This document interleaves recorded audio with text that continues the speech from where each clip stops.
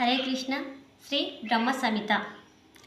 ईश्वरा परम कृष्णा सच्चिदानंद विग्रहा अनादिरादिर्गोविंद सर्वकारण कारणम् चिंतामणि प्रकर सद्मसुतल्पवृक्षा लक्षावृतेषु सुरभिरभिपालयन्तम् लक्ष्मी सहस्रशतसंभ्रमसेव्यमानम् गोविन्दमादिपुरुषं तमहं भजामि। वेणुं कन्वन्तमरविन्ददलायताक्षं बर्हावसं ससितम्बुसुन्दराङ्गं गन्धर्वकोटिकमनीयविशेषशोभं गोविन्दमादिपुरुषं तमहं भजामि। आलोलचन्द्रकलसद्वनमाल्यवंशी रत्नांगदं प्रणयकेलिकलाविलासं श्यामं त्रिभङ्गललितं नियताप्रकाशं गोविन्दमादिपुरुषं तमहं भजामि।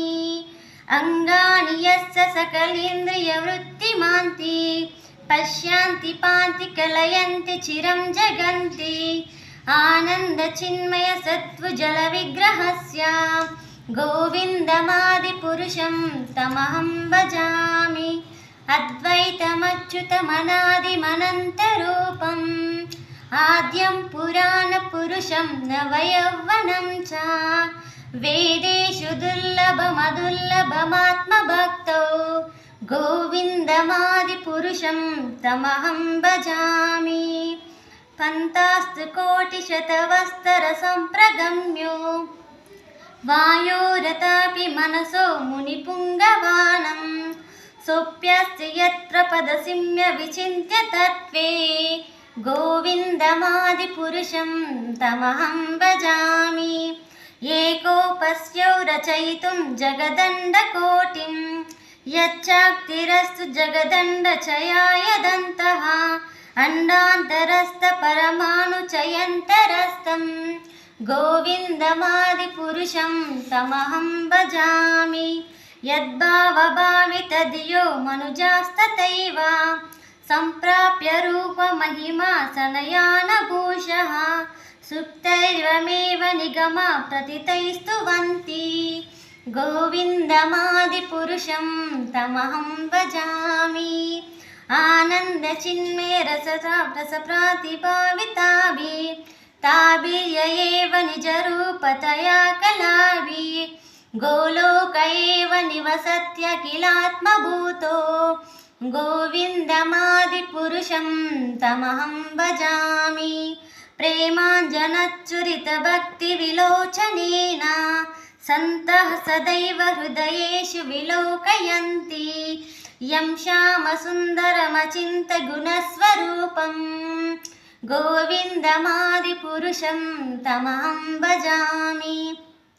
रामादिमूर्तिषु कलया निमेन तिष्ठान् नानावतारमकरोद्भुवनेषु किन्तु कृष्णं स्वयं समभवत् परमापुमान्यो गोविन्दमादिपुरुषं तमहं भजामि।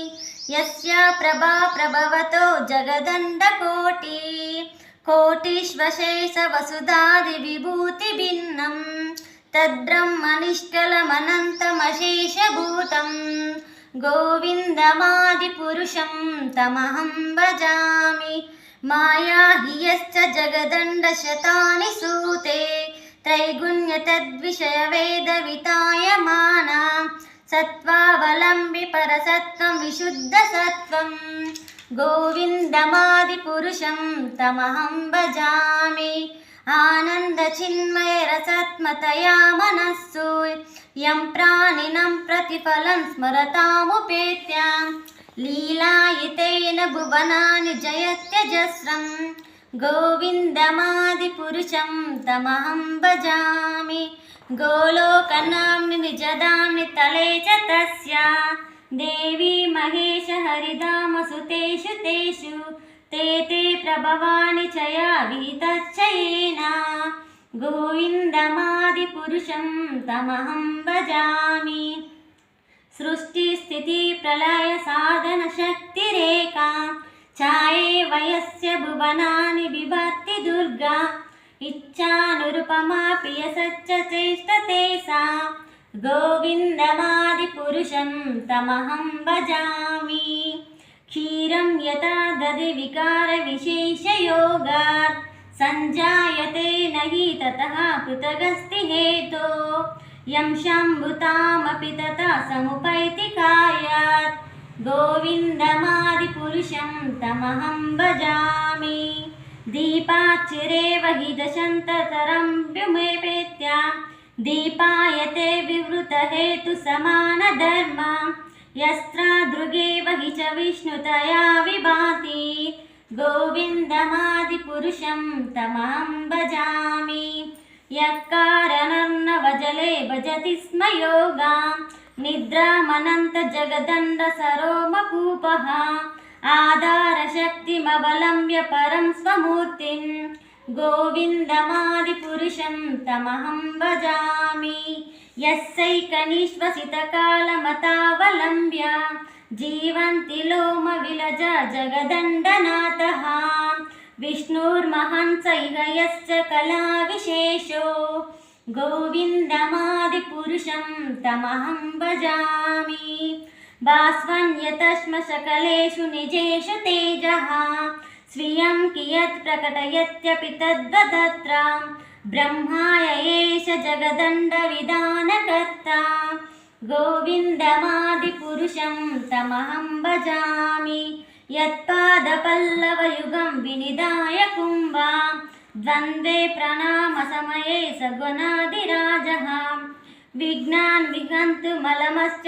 జగత్రయస్య గోవిందమాదిపురుషం తమహం భజామి అగ్నిర్మహీ గగనమంబు మరుద్దిశశ్చ కాళస్తతత్మ మనసీతి జగత్రయాని యస్మాద్భవంతి విభవంతి విశంతి యం చ గోవిందమాదిపురుషం తమహం భజామి యచ్చాక్షురే చ సవితా సకలాగ్రహాణం రాజా సమస్తరమూర్తిరశేష తేజః యస్వాజ్జయ భ్రమతి సంవృతకాలచక్రో గోవిందమాదిపురుషం తమహం భజామి ధర్మోతపాపనిచయః సుతయాస్తపాంసి బ్రహ్మాదికీటపతగవదయచ్చ జీవః యద్దంతమాత్ర విభవ ప్రకటా ప్రభావా గోవిందమాదిపురుషం తమహం భజామి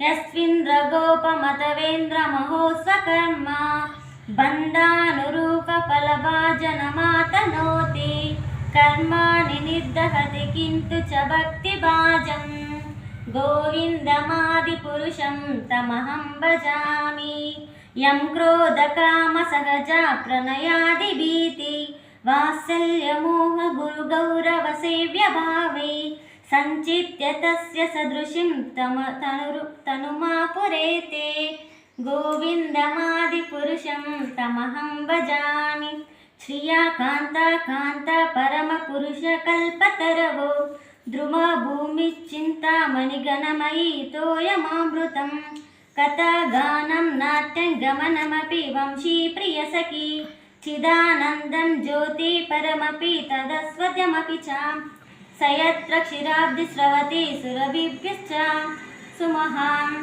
నిమేషార్ధోక్యవా వ్రజతి నహి యత్రపి సమయః భజే శ్వేతద్వీపం తమహామిహ గోలోకమతియాం పిదానస్తే సంతాక్షితివిరాళచార్య కతిపయే హరే కృష్ణ కృష్ణ కృష్ణ హరే హరే హరే రామ హరే